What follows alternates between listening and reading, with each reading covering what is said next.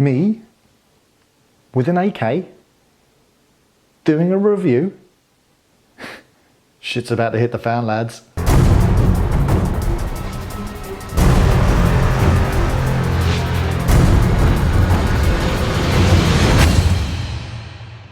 This review has been brought to you in part by Main Irish Airsoft. Hey, welcome back, Oddy's Airsoft, and oh dear, we have an AK for a review. This is the G&G RK47.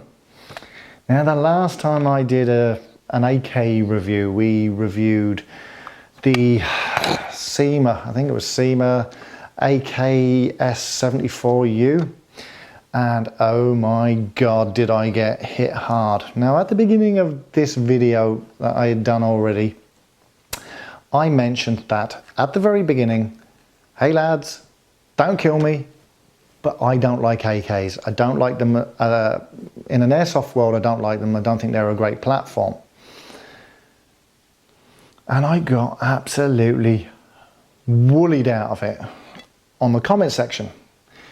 And listen, lads, if you're going to start calling me names, you know, there's a block button and it will be used. So I'd advise you go softly. Now, when I did the last review of an AK, as I said, I did say, hey, look guys, don't like AKs. They're not for me. I much prefer an M4 platform, and I still haven't changed that view. The AK that we reviewed previously was reviewed poorly because it was a poor gun. Now, there are versions of the said gun out there that are probably very good. The version we got and that we used in field had poor grouping, poor range, and really crap rate of fire. So there was nothing really good I could say about the gun, and yet people were not listening to the review. They just wanted to have a go because I had said I didn't like AKs. Now, an AK in a real world situation is a stunning weapon. It has more firepower, packs more of a punch than the average M4. It can be abused to an ridiculous level and still come out fighting. It is a savage piece of machinery. In the airsoft world, do you know what?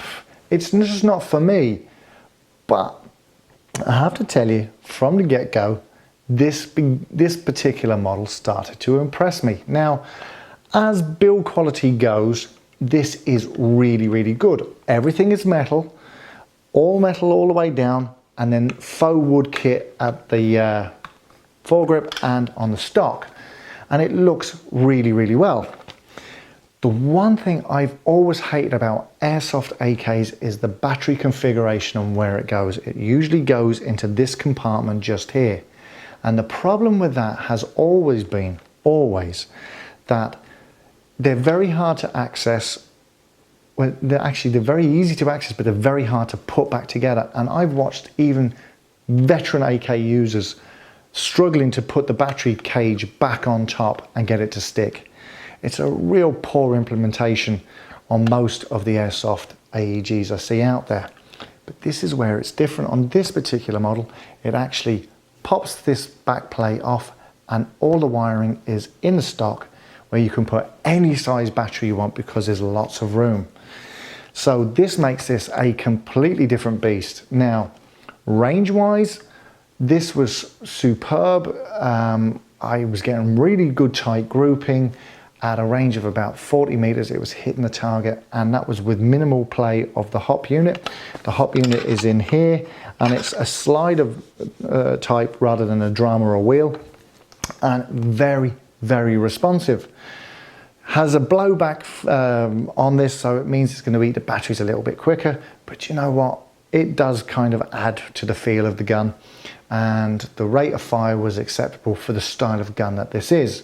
So all in all, I have to tell you, I am converted. This is a really nice piece.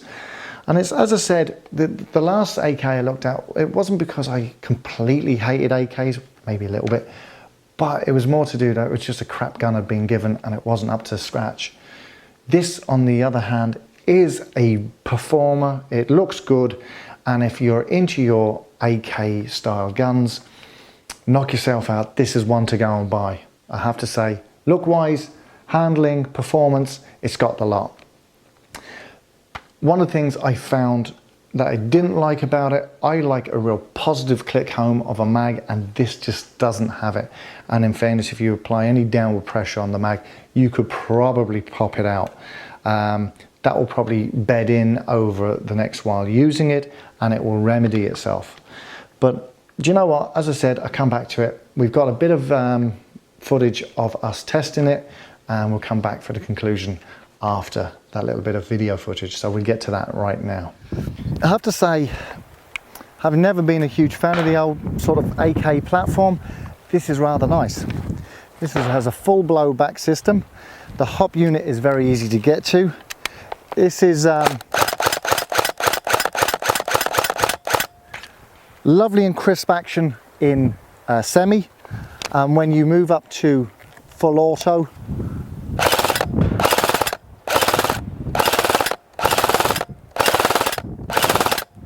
it's a lovely rate of fire. Accuracy is very good. We've used a rangefinder to predetermine the distance of where I'm aiming at. It's around 40 meters. Hop up is dialed in. Access the hop up with the pull the receiver back, or the bolt catch back, and you've got a nice simple system, a pulley system there on the hop unit, and it makes it for some very easy firing.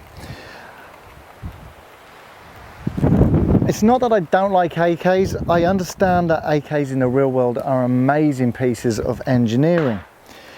In the airsoft world, one of my horrible bugbears was about the AK system was that the battery was usually housed here in the top, and that used to always pop off and be a real nuisance. Now that they've moved the wiring to the very back here so that you can actually put the battery in the stock, this makes this gun a much better proposition. So all in all, a reformed AK liker. Not lover, just a liker.